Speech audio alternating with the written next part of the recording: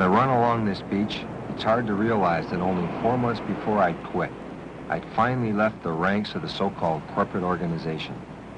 I'd started with nothing but 15 hours a day, 7 days a week for 15 years, and a lot of luck had given me Ferraris, Rolls Royces, and all those things. But I was tired. I was tired of the perpetual treadmill. I'd always wanted to be a writer, sailor, photographer. Many times I thought about quitting to go out to try it, but the big money and obligations kept me locked in, and maybe I didn't have the guts to quit. Anyway, that's the way it was until one day I was driving to the bank to negotiate a $1 million loan. And this is the story of what happened to me on and after that day.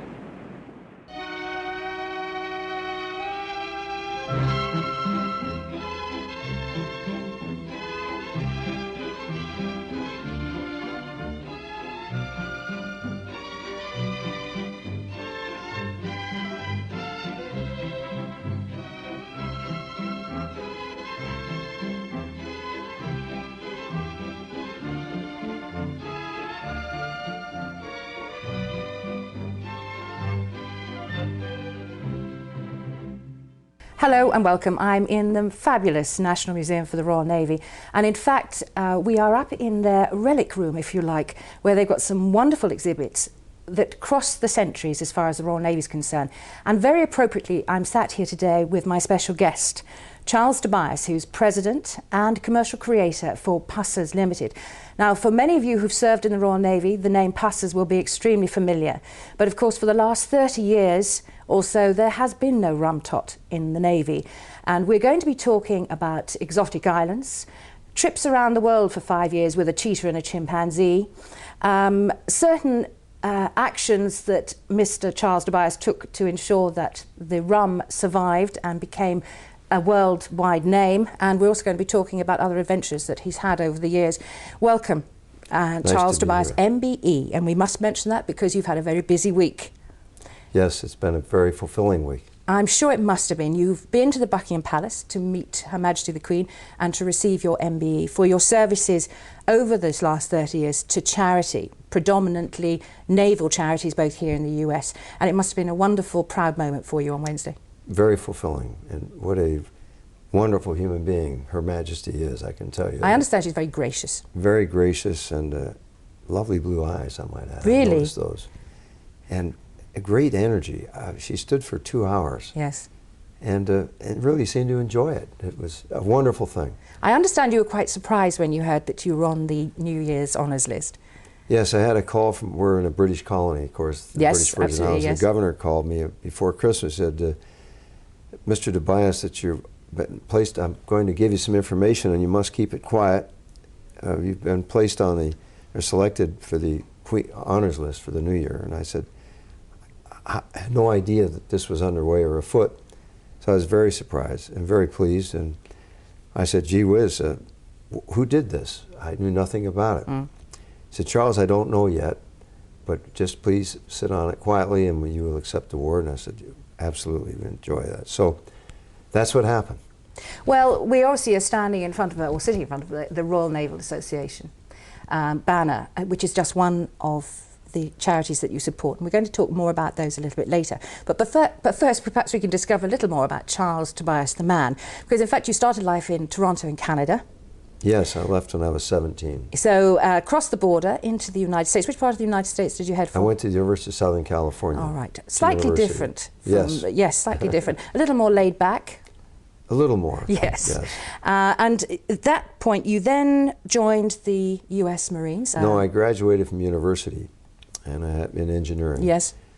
And I had degrees in aeronautical and mechanical engineering. And if you wanted to stay in the U.S., we had conscription, so right. You had to serve. So I was drafted into the Army. I didn't want to go in the Army. I phoned my father for advice, and he said, look, if you want to stay in the country, then you should give some of your time to it. If you're required to if you want to come home, that's fine, but you have no place to sleep.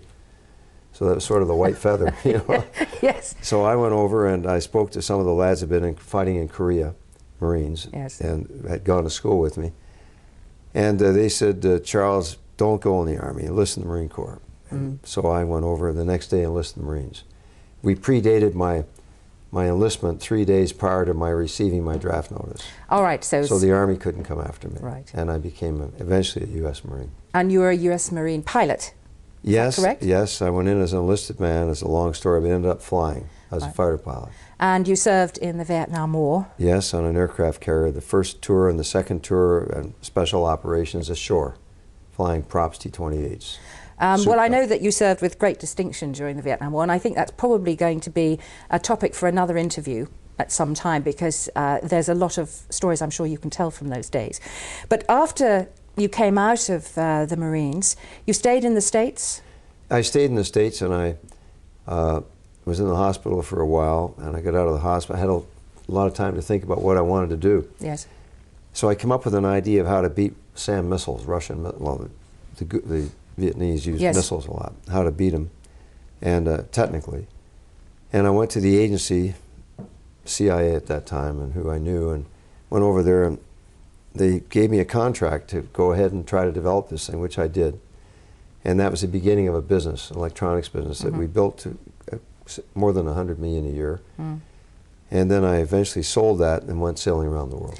Now, had you always had a love of sailing? I mean, obviously on the west coast of America, there's some wonderful sailing. But what was it that prompted you to take 5 years out and travel around the world? Well, I didn't sail when I was younger because we didn't have the money to have a sailboat. And the people that we knew, our friends and so forth, they didn't have sailboats. But I always had a romantic notion I'd love to be on the sea. And I was on an aircraft carrier for a while, which is a huge difference from the little things that we were on, later sailing around the world. But I just developed a great love of the sea. And I always had that. That and flying. So I just went and got a small boat, about a 7-8 meter, and started to sail that around a little, and got competitive with it, started to race.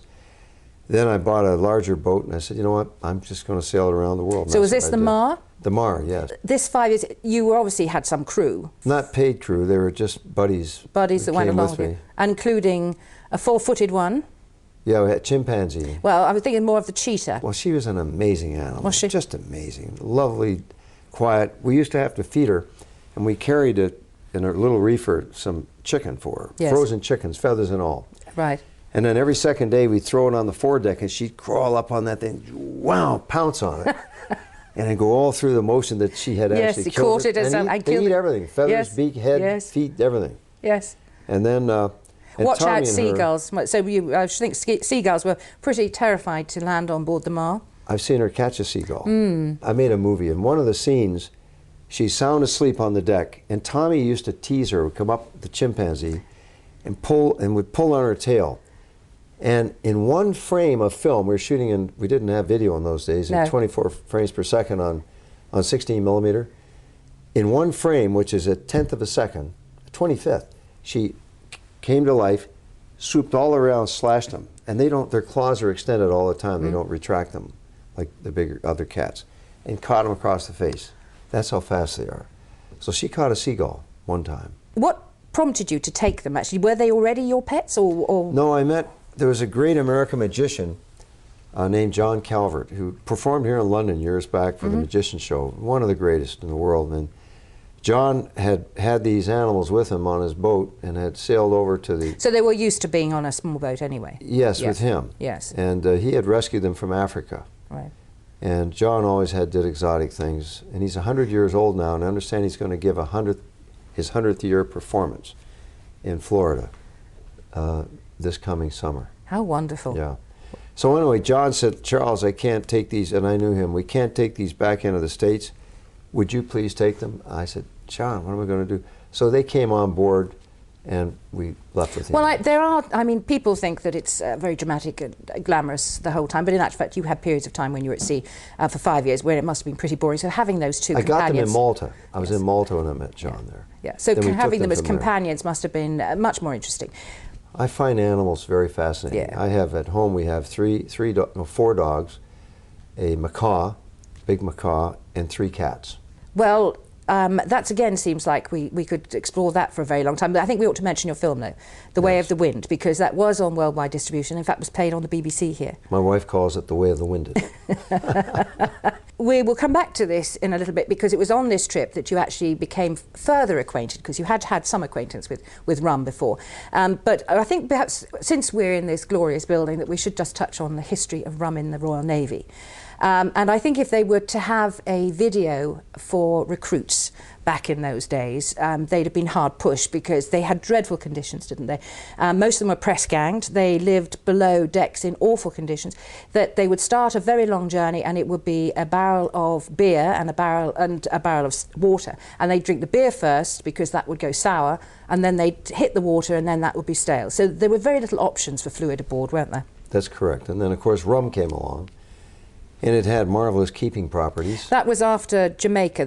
We captured Yes. Jamaica, didn't we, in about 1655 or something? Yes, right. Yeah. About 1670, it was quite prevalent to have rum on board ship. Yeah, because it kept. Yes. It seems extraordinary.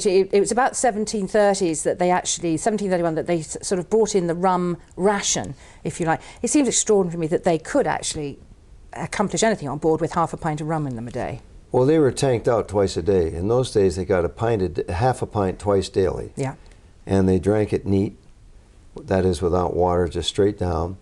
And so a lot of disorder and disorderly conduct because of that. Yes. And there were a lot of men on a ship, like someone like Victor. I don't know, they had upwards of 1,000 crew. Yeah. And so the officers were heavily on the hand and heavily up with the discipline. Mm. So the rum had its good side and its bad side. Mm. The bad side was that many of the men abused the privilege and were drunk. Some didn't drink and gave it to others, who then got a double ration. But conditions were very hard. Hardtack and ship's biscuit. Weevils. Rotten meat. Oh, yes, salt pork. Rotten. Yes. So it was pretty tough. Now along came Admiral Vernon, old Grog. Yes. And he actually was a bit ahead of his time. He didn't like press gangs. He wanted to improve conditions aboard ship, but he also was rather shocked by the immorality that was being shown by the men below decks. So he started to bring in the grog then, as they called it, which was where it was diluted. Well, he didn't know it was going to be called grog, of course. No, but they called it old grog. He was the hero of after. Portobello. At Portobello, they took on and defeated the entire Spanish fleet, and they took a lot of treasure. And it was customary in those days to send the booty back to the crown, and then the crown would send it back out to the fleet, the small portion that they would put amongst the sailors and the officers. Yes. What he did, he kept about 1/3 of it, unheard of. I mean, at great risk to himself, possibly, for discipline. Yes. But he kept that on board and doled it out amongst the men and the officers, and he split it with the men and the officers, the first time ever. Yeah. And a lot of those men made enough after that voyage to retire for life. That's how much the prize was. Yes. But he used to wear what he called a grogram cloak, which is a rough-hewn fabric of mohair and silk. And fairly waterproof, I would have thought. Yes, when the deck weather was up, he paced the quarterdeck in his grogram cloak. So they named him affectionately Old Grog. Yeah. So he was concerned with what he called the swinish vice of drunkenness. And so he ordered that the men's rum ration should be served every day to them in a scuttlebutt upon the deck in the presence of the officer of the watch. Yes. Became the grog tub. And be mixed in 2 parts of water to 1 of rum. And he said, let those that are good husbandmen receive extra lime juice and sugar, that it be made more palatable to them. And so they were contemptuous of him for having done this, and named the rum contemptuously after him, Grog. Yes. So it was 2 in 1, lime juice and sugar. That's Grog, the first cocktail. And of course, actually, it probably saved some of their lives, because the lime juice would have helped them get it from getting scurvy. Because that was, of course, one of the biggest banes of people at sea, wasn't it? That's at that time, right. the lack of vitamin C. Of course, that's where the term limey came from. Yeah. But lemons are more powerful for scurvy than but they didn't know that. No. And anyway, over the following couple of centuries, they decreased the rum ration, didn't they, and increased the amount of water that it was mixed with. Yes. Until such time as it actually became relatively impalatable. People found it tasteless. So that's when they started blending, didn't it? The brokers started blending the formulas to try and improve the taste? No, that's not how it really developed. What happened was that the British used to trade with certain of the towns in the colonies, like say Guyana and Trinidad. Okay. And according to the number of people in the town, and they would take out like axes and hammers and nails and tools and things they needed, and that way they would carry them on board ship. Right. And then take and swap that for rum. Right. And so this town might get, 10 barrels of, they would take 10 barrels in exchange for something else. This one might get 3 and that one might get 2. And that's how the blend was developed. Okay, right. But just by chance, they used wooden distillation in those days. They didn't have big metal stills and No. things, and they didn't have the way to do it. And so, how do you put a fire under a pot still? Well, you don't. You have a little boiler over here and you run some copper tubing or piping around inside, and that's what they did. All right. And so those rums became the more flavorful in the world and very famous for its taste and its richness. Yes. Because the wood had, many, many years of rum in it, the flavor into the rum itself. Yes. So sitting into it in a short time would impart that to the rum, and so the flavor, the taste of Pussers was and still is very unique. That's how it developed. And I think we should at that point mention how the rum Pussers got its name, because it used to be pursers in the Royal Navy, and they became Pussers. It's sort of... Well, everything that on board ship, even today, everything that comes, that all the ship stores are controlled by the purser. Yes. And the colloquial is the pusser. So they called it Pussers Rum, or you got cheese, it was Pussers cheese, whatever, that was Pussers.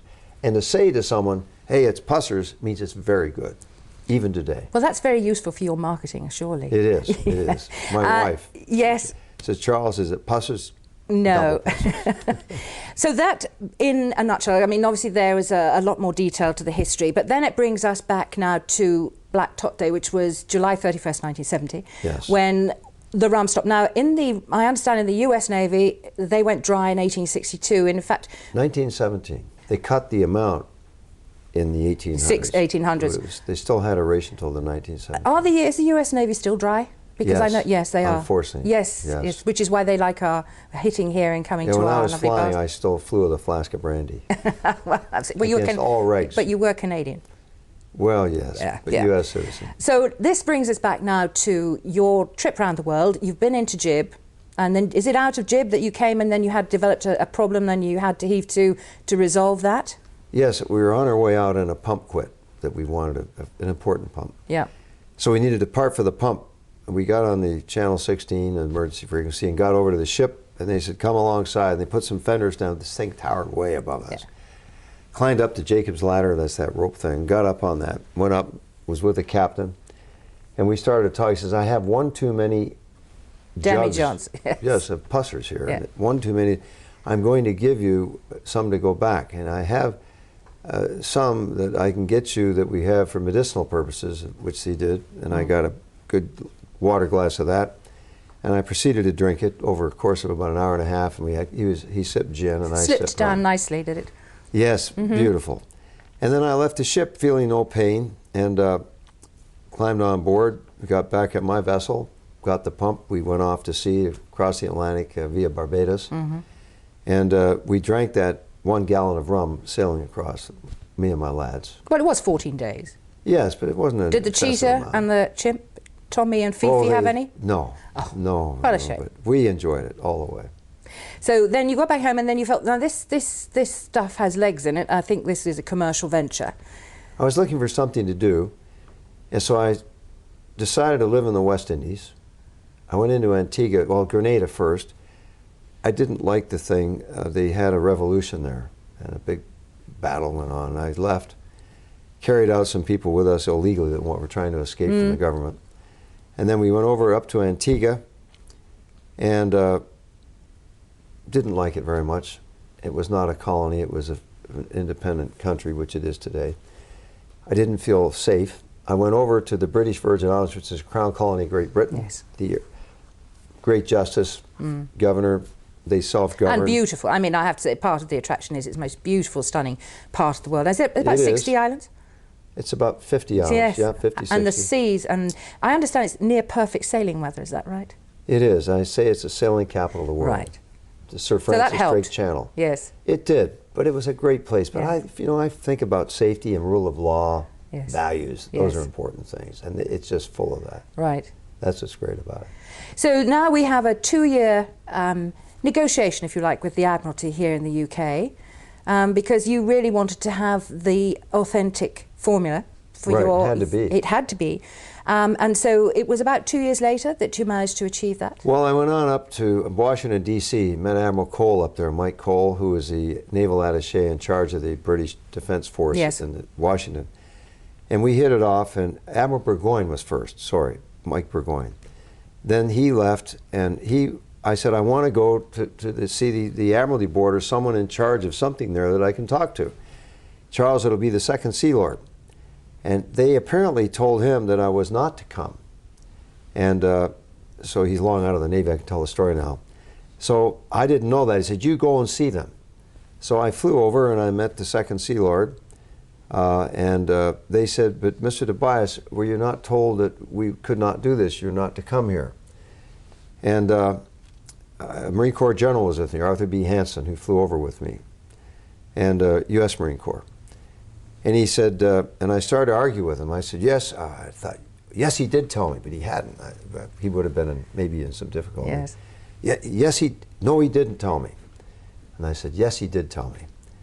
And so the general said, son, go to the loo and be gone for 10 minutes. So I left the room and they came back and they said, look, we want to do this, we don't know how to do it. We'll have to investigate. So I went to the Naval Law and Conditions Branch in the Navy, MOD. And it took about another year and a half, and they worked out how to do it.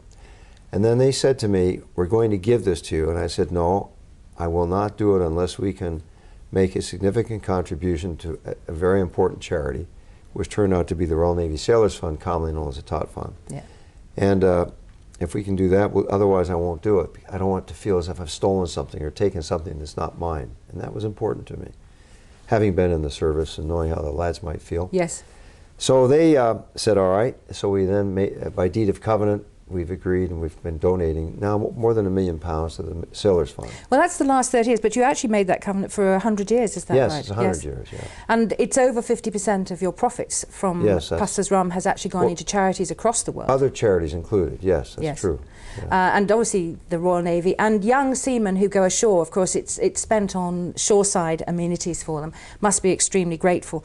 And around the world, of course, it's the US Marines, their foundation that Marine you support. Corps Scholarship Fund, and also the U.S. Navy Memorial Foundation. The museums benefit, but the Tot Fund, the senior Tot Fund, is here on Victory, is it not? And the purpose of the Tot Fund was it was set up by the Admiralty when the Tot finished, or when the rum ration finished, and it was set up with a bequest, which meant that they could then benefit serving members. But the premise is that for something like the Victory, it preserves maritime traditions, and it also helps restore some of our ships.